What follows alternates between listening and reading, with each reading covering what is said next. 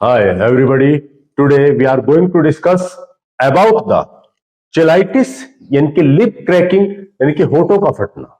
देखिए सर्दी के मौसम में अक्सर आपने देखा होगा कि होठ जो है वो आपका खुश्क हो जाते हैं, ड्राई हो जाते हैं और वो पपड़ी सी आ जाती है उनके ऊपर, वो फटने लगते हैं, क्रैकिंग आ जाती है उनके अंदर। कभी कभी तो इतना बुरा हाल होता है कि उनमें से खून भी आने लगता है। तो ऐसी कंडीशन को लिप क्रैकिंग या चिलाइटिस का नाम या होठ का फटना जो है वो आपका कहा जाता है, जो कि जनरली आपको सर्दी के मौसम में देखने को मिलता है। इसकी वजूहात क्या हो सकती हैं, किस वजह से जो है ये होठों के ऊपर क्रैकिंग आती है? तो देखिए सर्दी के मौसम में अक्सर क्या होता है कि मौसम में से यानी कि एनवायरमेंट में से हवा में से ह्यूमिडिटी गायब हो जाती है, यानी कि नमी जो है वो कम हो जाती है। तो उसकी कमी की वजह से उसका सीधा इफेक्ट जो है वो आपका लिप्स पर पड़ता है, क्योंकि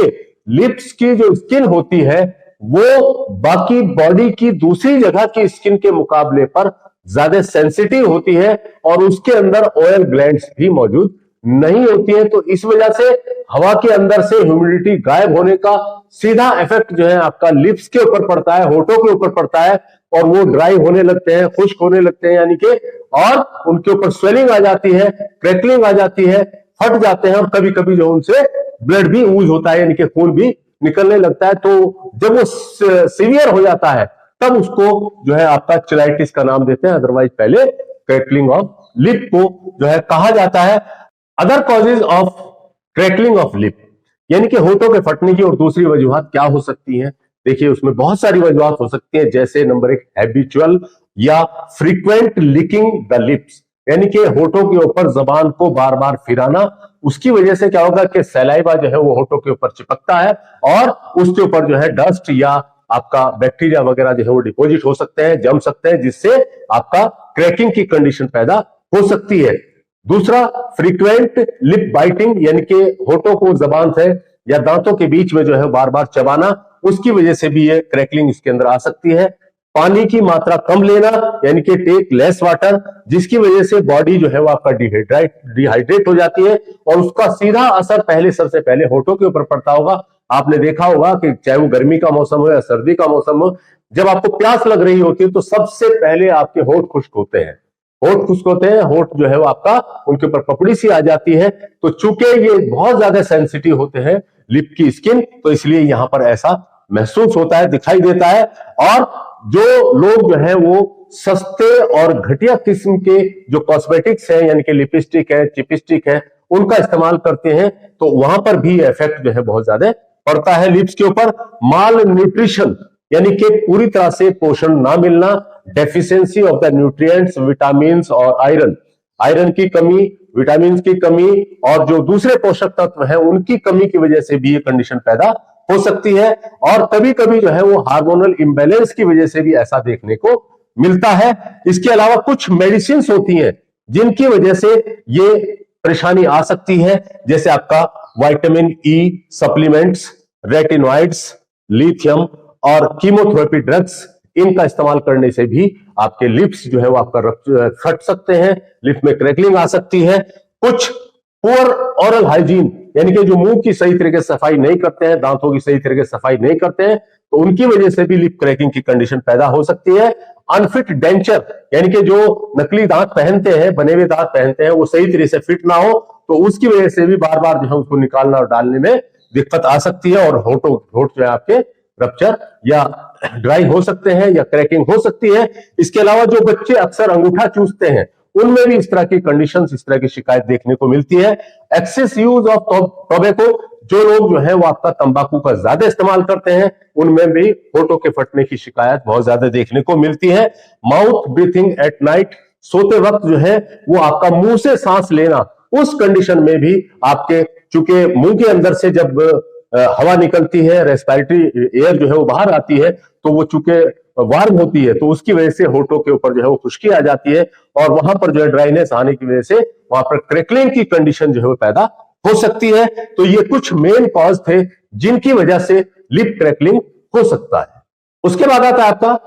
प्रिकॉशंस एंड ट्रीटमेंट।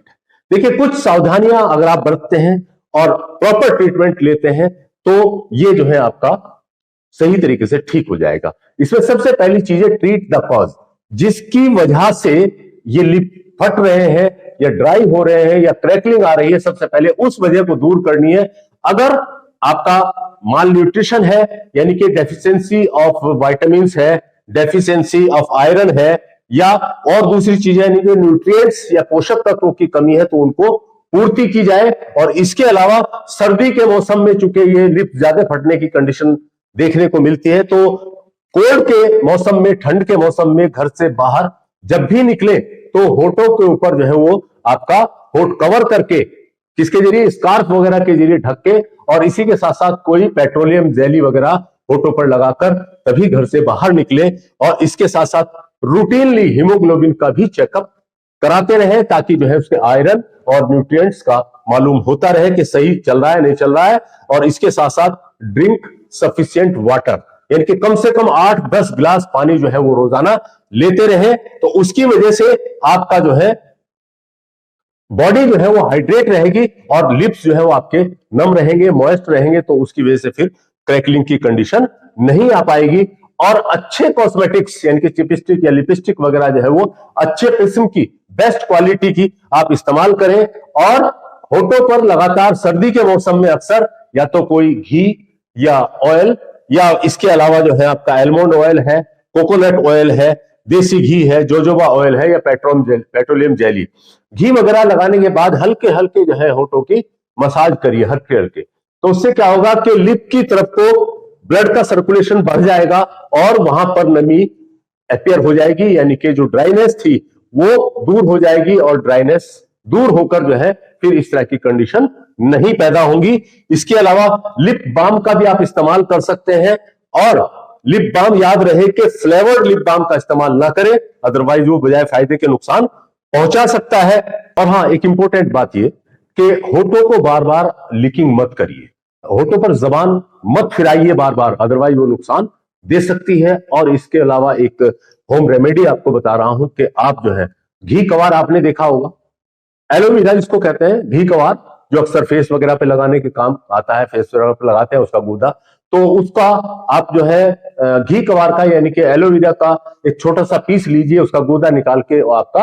होठों के ऊपर इस तरह से अप्लाई कर दीजिएगा। और अप्लाई करने के बाद उसको तकरीबन 15 मिनट तक एज इट इज छोड़ दीजिएगा। 15 मिनट के बाद उसको साफ पानी से धीरे धीरे साफ कर लीजिएगा, साफ करके उसको हल्का सा ड्राई कर दीजिएगा, और फिर ड्राई करके उस पर जो है कोई भी पेट्रोलियम जेली जो है आप लगा लीजिएगा, तो ये परेशानी आपकी हल हो जाएगी। और इसके अलावा अगर एलोवेरा नहीं अवेलेबल है तो घर में शहद अगर रखा है तो शहद को भी आप बिल्कुल इसी तरह से लगा के थोड़ी देर के लिए 15 मिनट के लिए छोड़ दीजिएगा। उसके बाद 15 मिनट बाद उसको साफ पानी से वॉश कर लीजिएगा, और फिर कोई पेट्रोलियम जेली जो है उसके ऊपर लगा लीजिएगा। तो इसमें बहुत ज्यादा जो है आपको फायदा मिलेगा। आपके जो होठ चाहे कितने भी फट रहे हो, चाहे कितने भी जो है क्रैकलिंग आ रही हो, उनसे ब्लड आ रहा हो, स्वेलिंग आ रही हो, होठ जो है सूज जाते हैं ना इसमें, या स्वेलिंग आ जाती है, किनारे फट जाते हैं, तो उस सूरत में आप ये करेंगे तो आपको बहुत फायदा मिलेगा। और हाँ, एक बहुत बहुत बहुत इंपॉर्टेंट बात कि बहुत इंपॉर्टेंट चीज, आप रात को सोते वक्त या तो जैतून का तेल या सरसों का तेल या देसी घी, ये रोजाना रात को सोते टाइम अपनी नाभि में अच्छी तरह से लगाकर तब सोइएगा। आपकी जिंदगी में कभी होठ नहीं फटेंगे, आपको जो है आपका लिप क्रैकिंग नहीं होगा। ये बहुत बहुत इंपॉर्टेंट चीज है, आप इसको रोजाना करिए, यानी कि रात को सोते टाइम अपनी नाभि में सरसों का तेल या जैतून का तेल या देसी घी अच्छी तरह से लगा के तब सोइए, तो आपको ये परेशानी नहीं होगी। तो ये था हमारा आज का लेक्चर, यानी कि चेलाइटिस या लिप क्रैकिंग यानी कि होठों का फटना। अगर इसमें से कोई बात समझ में नहीं आई है तो आप हमारे कमेंट बॉक्स में डाल सकते हैं, और अगर आपको ये वीडियो पसंद आया हो तो लाइक शेयर सब्सक्राइब जरूर कीजिए। थैंक्स।